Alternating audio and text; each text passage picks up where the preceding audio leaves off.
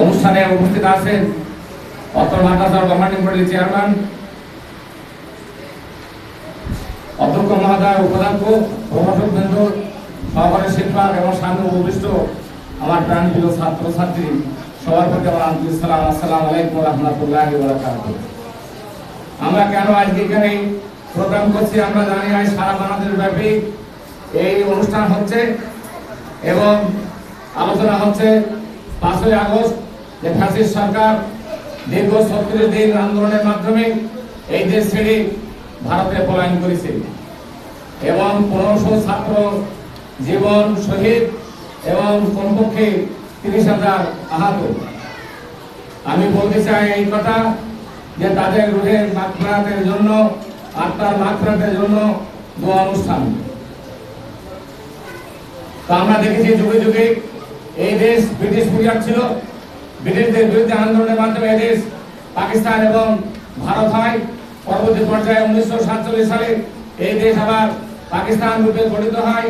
কিন্তু বাংলা ভাষা এই মাতৃভাষাকে কেড়ে নেওয়ার জন্য পশ্চিম পাকিস্তানের হানা মানে এই বাংলাদেশের ছাত্ররাই 1952 সালে ভাষা আন্দোলনের মাধ্যমে বাংলা ভাষাকে রাষ্ট্রভাষা হিসেবে স্বীকৃতি দেয়।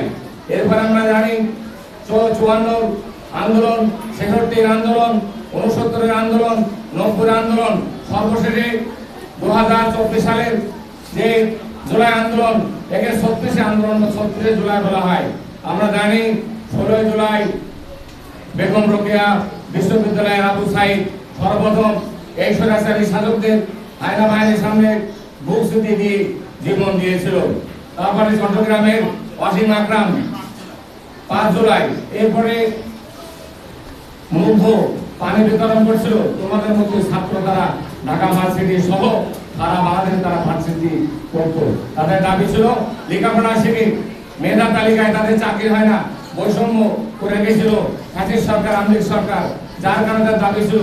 এক পর্যায়ে যে তৎকালীন শাসক শেখ হাসিনা বলেছিল রাজাকারের নাতি পুত্ররা চাকরি পাবে আর মুক্তিযোদ্ধারা পাবে না, এইভাবে কটাক্ষ করার কারণে এই ঢাকা ভার্সিটির ছেলে মেয়েরাই তারা সেদিন স্লোগান তুলেছিল তুমি কে আমি কে, রাজাকার রাজাকার।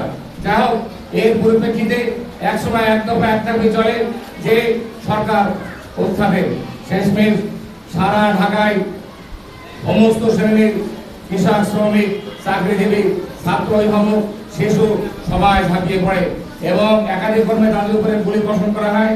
এমনকি হেলিকপ্টার থেকেও গুলি বর্ষণ করা হয়। এদিকে অনেকের চোখ বন্ধ হয়ে যায়, পোড়া হয়ে যায়। এইভাবে 1,500 মতো তারা আছে, আর 3,000 মতো আহত এবং 1,500 তারা শহীদ হয়ে গেছে।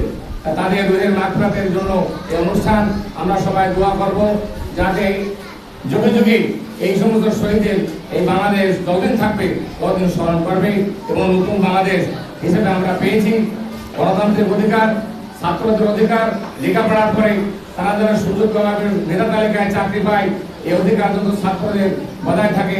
এই কথা বলে আমার কথা শেষ করছি। আমার প্রভু।